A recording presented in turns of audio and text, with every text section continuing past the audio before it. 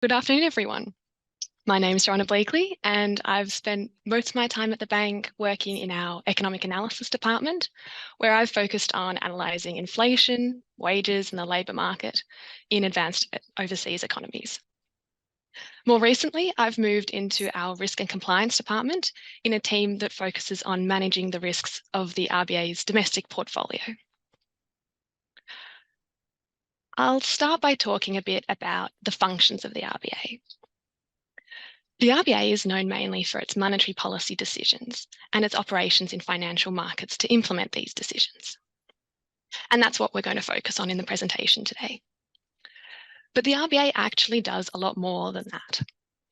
On this slide, you can see some of the other functions of the RBA, which range across areas from designing and printing Australia's banknotes to being the banker for the Australian government. And I'd be happy to discuss any of these that you might be interested in during our Q&A session.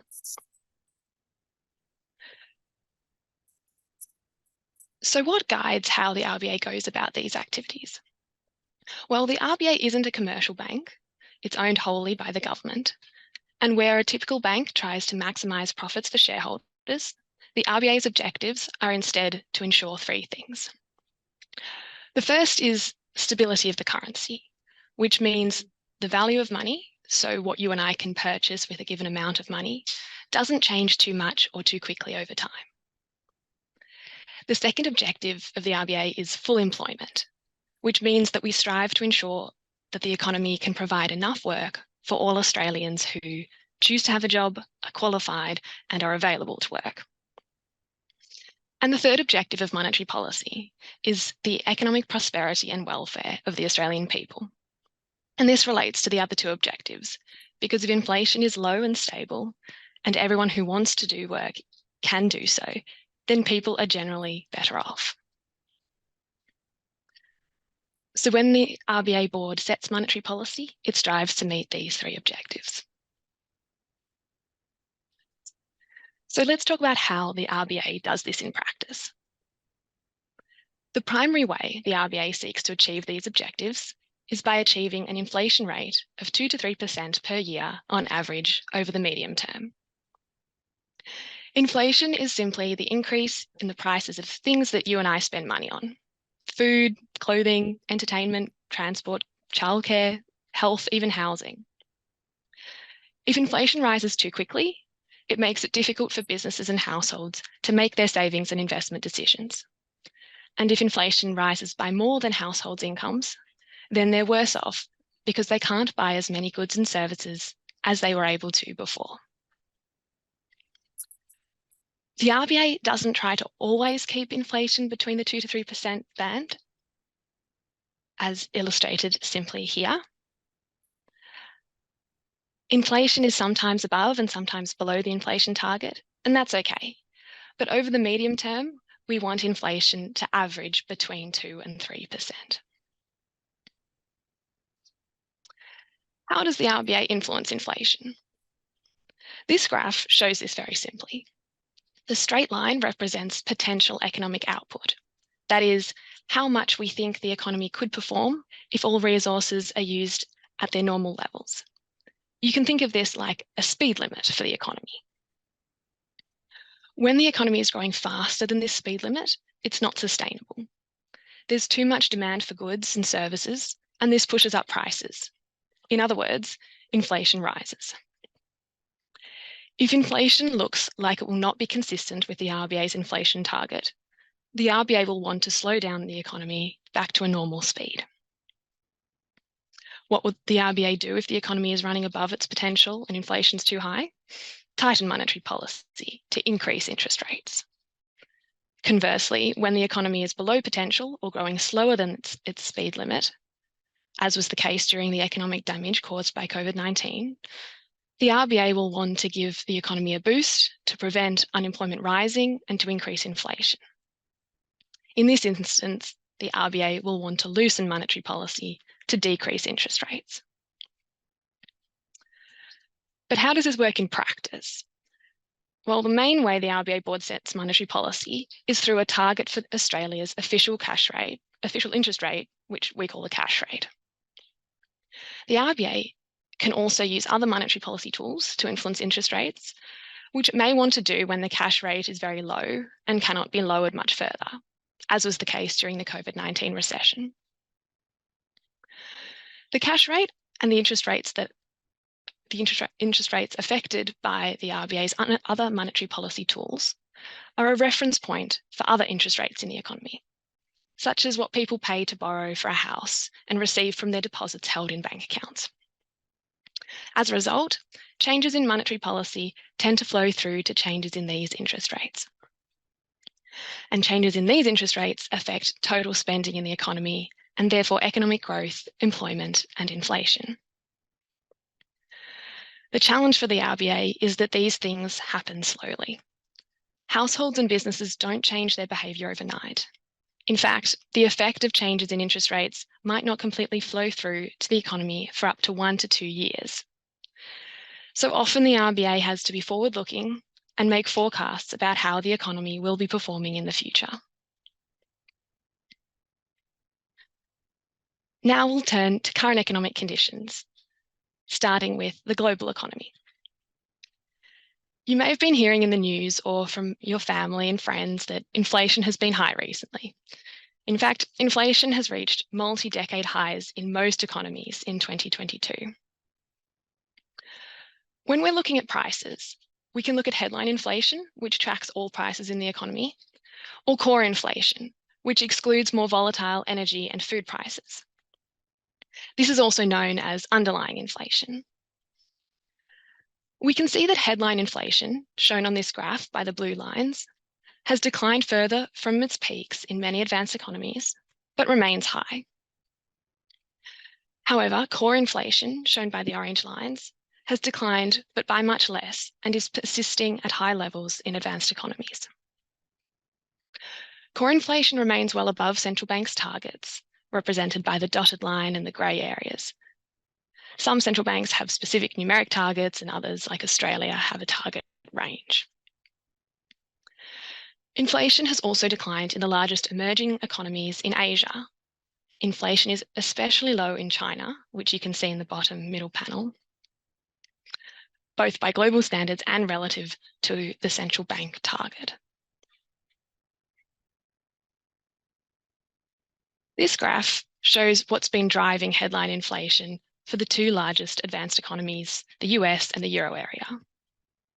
The coloured bars show the contributions from different categories of inflation. A key driver of the recent easing in headline inflation has been declines in energy prices, which remain well below their peaks from last year.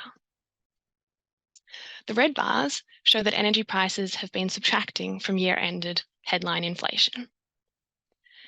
But food price inflation, in blue, remains high, though it has slowed since late 2022.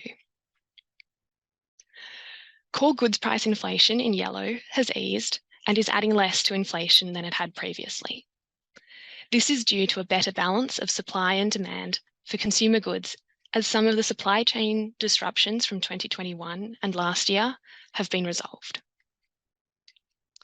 But core services price inflation, in purple, has eased but much less and is proving to be persistent. This includes inflation in prices of rents, as well as other household services like restaurant meals and hairdressing services. High services price inflation is consistent with demand for services remaining strong relative to supply and labour markets remaining tight, which is supporting strong wages growth. The evolution of wages is important for the direction of services price inflation. In response to concerns that inflation could be more persistent than expected, central banks in most advanced economies have increased policy rates further over recent months. This is to reduce the risk that above target inflation becomes embedded in price and wage setting behaviours by businesses and households. Expectations of financial market participants suggest that policy rates for many central banks are close to their peaks, though a few are expected to raise rates a bit further. Turning to economic activity now. Globally, economic growth has slowed over the past year as contractionary monetary policy and cost of living pressures have continued to weigh on demand. These effects have been particularly evident in slowing household consumption growth. This chart shows year-ended growth in GDP up to the June quarter for the Euro area, US, and high-income economies in East Asia. All three lines show that growth has slowed over the past year. Even so, the slowing in growth in the US and the Euro area has been less than previously expected, with activity in the services sector supporting in particular. One economy with strong ties to Australia's economy is, of course, China. This chart shows quarterly GDP growth rates for China. In China, the pace of economic recovery has eased. This follows an initial strong rebound after the lifting of COVID-19 restrictions at the end of last year. In the June quarter, given by the last blue bar, growth in the Chinese economy was relatively subdued. While household consumption continued to recover from the reopening, net exports and a sharp deterioration in the property sector have contributed to slower growth. There is increased uncertainty about the outlook for the Chinese economy due to ongoing stresses in the property market. Now let's turn to the Australian economy, starting with economic growth. Following first the black line, this shows quarterly GDP growth. It shows the significant slowing in Australia's GDP growth since mid-2022. We're going to focus on consumption, which is an important driver of economic growth in Australia because it makes up around 50% of the overall value of GDP, though its contribution to quarterly changes varies over time, as the graph shows here. As you can see, consumption's contribution to quarterly GDP growth, given by the size of the yellow bars, has declined substantially since mid-2022. Next, have a look at this chart. Looking at the size of the blue bars, we can see that the slowdown in household consumption has been driven by weaker consumption growth for discretionary items, that is, money spent on non-essential items. People are still spending on essentials like groceries, given by the red bars here. So why has consumption growth slowed? Some important factors at play have been cost of living pressures, higher interest rates, which have led to higher interest payments on loans among households who have borrowed money, and previous declines in wealth. All of this has reduced people's disposable income, which means households have less money to spend or save, all else equal. This graph shows year-ended growth in real household disposable income. You can think of this as representing the actual purchasing power of households, taking into account their incomes in dollar terms relative to prices in the economy. Economy-wide, this has actually declined compared to a year ago. This means that even if household incomes were unchanged, they are unable to purchase the same amount of goods or services that they could a year ago. So what's driven this decline in real household disposable income? A few factors have been important here. First, high inflation, which has made the prices of goods and services more expensive. Second, an increase in taxes paid by households. And third, higher net interest payments. Looking ahead, economic growth is forecast to be weak over the rest of 2023 due to cost of living pressures and the rise in interest rates, lowering domestic demand. The level of economic activity influences many other areas of the economy, including employers' demand for workers and the extent to which individuals are willing and able to find work. Australia's labour market was tight during the first half of 2023, although there are signs of it becoming slightly less tight than it was. It is becoming less tight than it was in late 2022. When we say labour market conditions are tight, this means that the demand for workers from employers is strong relative to the number of available workers. In other words, there is not much spare capacity or underused labour resources in the economy. Australia's unemployment rate, the blue line, captures people who are not currently employed but are actively seeking work. You can see it has been near a 50-year low of 3.5% over the past year. The underemployment rate, the purple line, represents people who are currently employed but wish to work more hours. The underutilisation rate is the sum of the blue and purple lines. These measures of labour underutilisation have increased a little in recent months, though they remain near their lowest levels in several decades. Looking forward, the unemployment rate is expected to gradually increase in coming years as a result of the slowing in economic growth.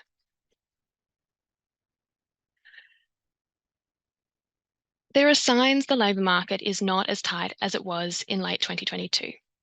This is because the balance between labour supply and demand has improved. Thinking first about the demand side, indicators of labour demand remain high but have declined from their peaks. For instance, the blue line shows the number of job vacancies in the economy as a share of the number of unemployed people. You can see this ratio has edged down a bit, although it is still very high, above 80%, meaning there are still nearly as many vacancies as unemployed people. Reports of firms having difficulty finding suitable labour, in orange, have also become less prevalent. Developments on the labour supply side have also contributed to the improved balance in the labour market. This has been driven by two main forces. First, workforce participation is around its highest ever rates, with strong labour demand having encouraged people to enter the workforce. Second, there has been a pickup in the number of Australians eligible to work, known as the working age population.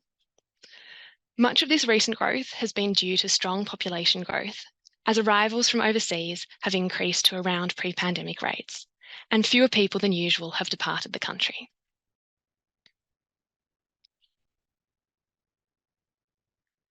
Now let's look at wages.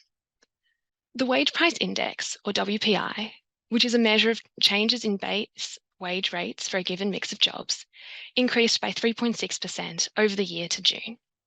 You can see this in the red line, with quarterly outcomes in the blue bars.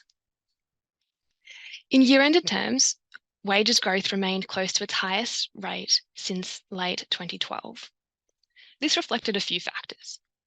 Firstly, the tight labour market since earlier in 2023, which we've just talked about. Secondly, high inflation. And thirdly, the implementation of some new public sector wage policies. This graph shows the bank's forecasts at the time of the August S&P for two measures of wages growth to the right of the vertical line. Note that to the left of the vertical line, we have actual outcomes. Year-ended growth in WPI in red is expected to strengthen in the second half of the year before easing gradually over 2024 and 2025. This is as spare capacity in the labour market increases and inflation declines. Average earnings per hour in blue is an alternative measure of wages to the WPI and is a broader measure that includes other types of payments firms use to pay staff rather than just base wages, which are captured in the WPI. Average earnings per hour are expected to grow at a faster rate than the WPI over the first part of the forecast period.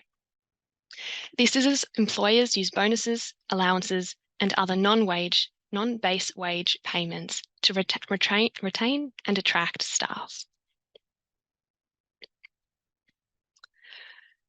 Labour costs like wages, along with many other factors, can influence inflation, which I'll now focus on.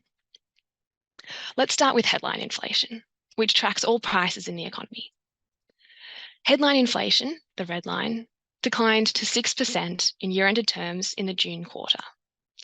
It has passed its peak of almost 8% in late 2022, but remains high.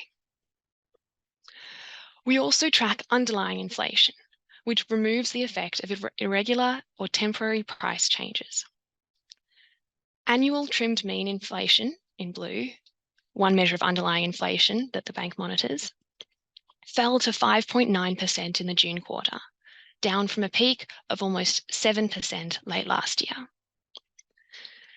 But inflation remains high and is broadly based, meaning that prices are high across a wide range of items purchased by households.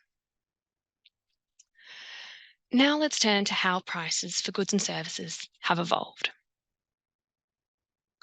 Goods price inflation, the purple line, slowed further in the June quarter from its peak in the September quarter last year. This is because improved functioning of supply chains has reduced global cost pressures, which have then been passed through to domestic prices. The slowing in domestic economic activity is also having an effect here. In particular, consumers are limiting their discretionary spending due to cost of living pressures, as we saw earlier. On the other hand, services inflation, the orange line, remained strong in the June quarter. This reflected higher input costs for workers, materials and transport, and strong demand for services. Within services prices, market services price inflation was especially strong. These include things like meals out and takeaway, domestic travel, insurance, and household services. Rents were another strong category.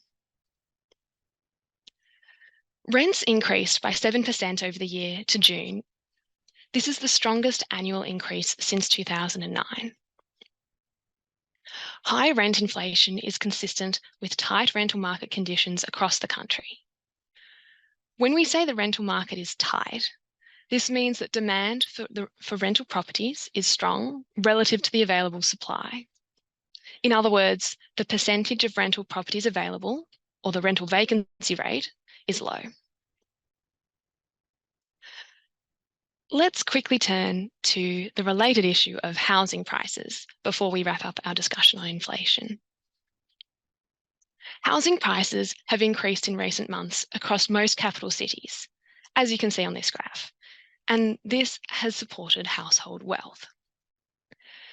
This rebound in housing prices reflects a combination of stronger demand, partly due to a pickup in population growth, and limited supply of new and established dwellings. So, what is the expected path for inflation in Australia? Focusing on the solid black line in this chart, this represents the central bank's central most likely forecast for headline inflation. The RBA is forecasting a continued decline in headline CPI. It's forecast to be around 3.25% at the end of 2024 and back within the 2 to 3% range in late 2025. However, the outlook for inflation remains uncertain. You can see this in the wide range of the shaded blue areas, which indicate the possible range of potential outcomes for inflation around the central forecast, calculated based on historic forecast errors. Why is inflation expected to decline? Further easing in goods price inflation is expected to drive this decline in inflation over the year ahead. However, demand is continuing to exceed supply in parts of the economy. Along with domestic cost pressures, this is expected to see inflationary pressures persist for a while, especially for services. An important domestic cost pressure is from energy prices. These are forecast to add significantly to inflationary pressures over the coming year, as the increase in prices paid by energy firms last year are passed through to electricity prices paid by households and businesses. At the same time, rent inflation is expected to increase further over the period ahead, alongside those tight rental market conditions. There are some key uncertainties around the economic outlook. First, household consumption may differ from expectations. On the one hand, household spending could be lower than expected, given declines in real disposable income and a rising unemployment rate. This could especially be true for households with high debt and low savings. On the other hand, consumer spending could recover more quickly than currently forecast, particularly if the labour market is more resilient than expected. Second, there are significant uncertainties around how persistent inflation could be. Services price inflation has been surprisingly persistent overseas, and the same could occur in Australia. Third, declines in global cost pressures could pass through more quickly to domestic pressures than assumed, which would mean a lower inflation outlook than currently forecast. Now let's turn to monetary policy. So thinking back to this graph shown earlier, and given everything you've heard today, where do you think we are in the business cycle and what do you think the RBA should be doing in response? As we've seen, inflation in Australia is declining, but it's still too high. Conditions in the labour market remain tight, although they have eased a little. Demand continues to exceed supply in some parts of the economy. But growth in the economy has slowed and consumption growth was weak in recent quarters. The RBA board has increased the cash rate target considerably since May 2022. This can be seen in the red line. The board has done this to help ensure inflation returns to its 2 to 3% target range within a reasonable timeframe. In the 3 board meetings since July 2023, the board kept the cash rate unchanged to provide time to assess the impact of the cash rate increases to date, as well as the outlook for inflation and the economy. This is because monetary policy affects the spending and investment of households and businesses with a lag, which means that the full effect of the interest rate increases to date on demand, the labour market, and inflation are yet to be seen. Even so, consumption had already slowed significantly. There were early signs that the labour market might be at a turning point and inflation was heading in the right direction. Some further tightening of monetary policy, meaning further increases in the cash rate, may be required to ensure inflation returns to target in a reasonable timeframe, but that will depend on what upcoming releases of data reveal about economic conditions and the board's evolving assessment of risks. I'll also take the opportunity to encourage you all to keep thinking and engaging in these topics outside your classrooms. Further study or even a career in economics opens up so many doors and you never know where it might take you. Welcome, Brad. We're pleased to have you join this cohort of Year 12 students in economics. They've had a run through of how we think about monetary policy and current economic conditions, and they're now looking forward to a few words of encouragement from you before they tackle their Year 12 exams. So welcome. Thanks, Jackie, and hi everyone. It's great to be with you. I appreciate it at this point in your academic journey. You're all deep in the weeds at the moment, so I thought what might be helpful here is just to zoom out a bit, offer some observations that hopefully encourage you to keep pushing on in the lead up to your exams and possibly even to continue with your study of economics at university. So I was reflecting what I might say to you today, and I think I came to really wanting to emphasise 2 points. The first is I think people, in my experience at least, have become hooked on economics for 1 or 2 reasons. The first is I think it's just a fantastic prism through which you can better understand the world around you. I think it's a great way to indulge your curiosity about the world and about why it works and the way it does. And the second is what I've seen is people, economists typically have a real passion for wanting to improve the welfare of people around them through public policy. And this sort of motivation, unlike the first one that I mentioned, is really more a call to action. I know for some economists that call to action is is a compelling reason to engage in the field.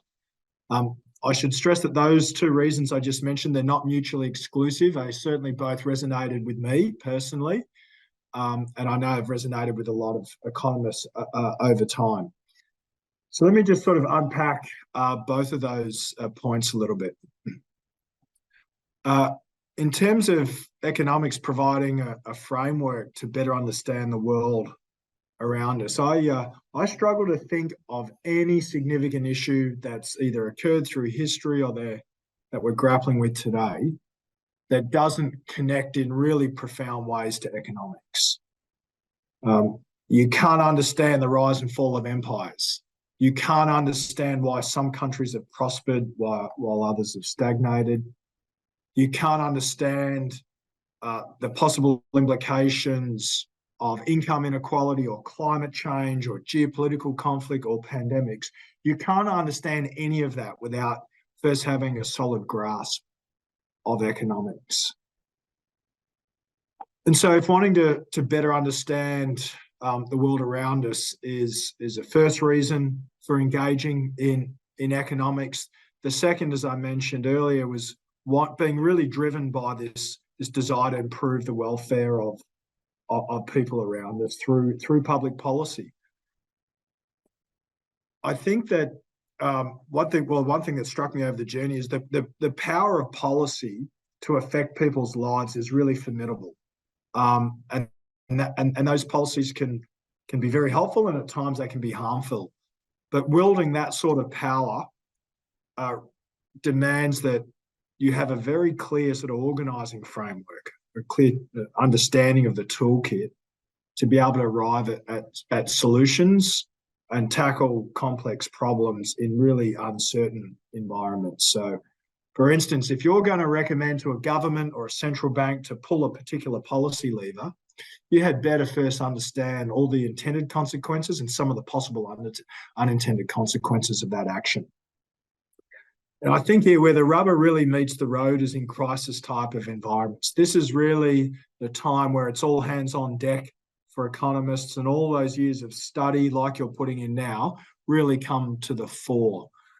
We've just lived through this with the pandemic in recent years, where we've had to make really important policy decisions in an environment of incredible intensity and incredible uncertainty. And I can tell you, having sort of sat around the table when these big decisions were being debated, you really do feel the weight of responsibility that comes from setting policy for your fellow countrymen and women, particularly in times of great peril and uncertainty. But it's also really, it can be stressful, but it also can be really energising and motivating. So let me change gears for a moment. And I also just wanted to leave with you, particularly for maybe some of you dialing into this call and maybe sitting on the fence a little bit about whether to take their study of economics forward beyond this year. I wanted to just give you, or just say a few quick words about the breadth of issues that you can tackle if you're floating the idea of taking your study in economics a bit further. And I don't just mean micro or macroeconomics here. I want to give you some concrete examples of the type of work you can get involved in if you continue with your study in economics. One area is environmental economics. This is a huge growth area. It's always been with us, but it's really taken off in recent years. And of course, everything that's going on the climate change front is fueling that. Another is behavioural economics, where you learn about the way that emotions can impact decision-making and including why we as human beings are irrational at times. Even economists, I may dare say. The study of political economy. Here you learn about the role of government in both growing and carving up the economic pie, the role that taxation, government spending can have on issues like income inequality. There's the study of economic history. You can learn about how economic outcomes and institutions have changed the course of history. Business economics. You learn about how firms decide how to set prices and how they think about taking risks. Economic development. Why have some countries developed enormously over recent decades while others have stagnated or even regressed? And what sort of public policies can help or hurt? There's financial economics. Learn about how assets are priced and how financial bubbles can form and burst, and what we should do about that as policymakers. On international trade and finance, you learn how global patterns, what drives global patterns of trade and money flows across borders, and that connects to really important issues like globalisation. In labour economics, you learn about the role of minimum wage laws, incentives, unions, and training programs in the job market. Geoeconomics, a new field that sits at the intersection of international economics and foreign policy, also becoming very timely. And then you've got monetary economics. What we do here at the bank is pretty much our bread and butter, which is to study the effects of monetary policy in the job market on inflation and asset prices. So all of that really is just to give you a quick sense that economics is a vast field. You would have had a taste of some of what I just spoke about in the course of your studies, but trust me, it's a huge field. It connects to so many different issues, and I'd really encourage you to speak to people, whether at the bank, at school, university, in your social circles or beyond, to test some of your ideas as it relates to whether some of these topics might be of interest. And I should also say the economics fraternity, particularly here in Australia, it's a close-knit bunch.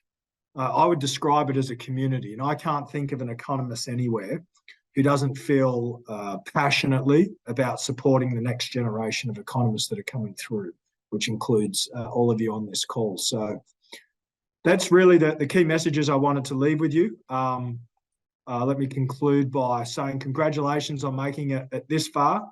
And no matter where your studies take you, whether it's on a university to study economics or another field, I wish you every success from here, as does everyone here at Reserve Bank. So good luck. Thanks, Jackie.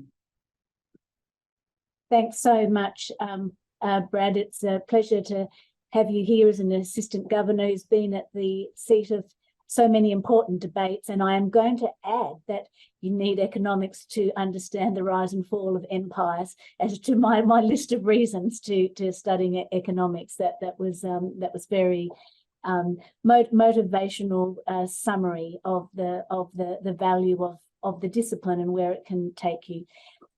So thank you for your insights and words of inspiration and encouragement. I also really want to thank Joanna for her wonderfully clear explanation of current economic conditions and taking the time to answer questions for all of you. I also want to wish you good luck for your upcoming exams.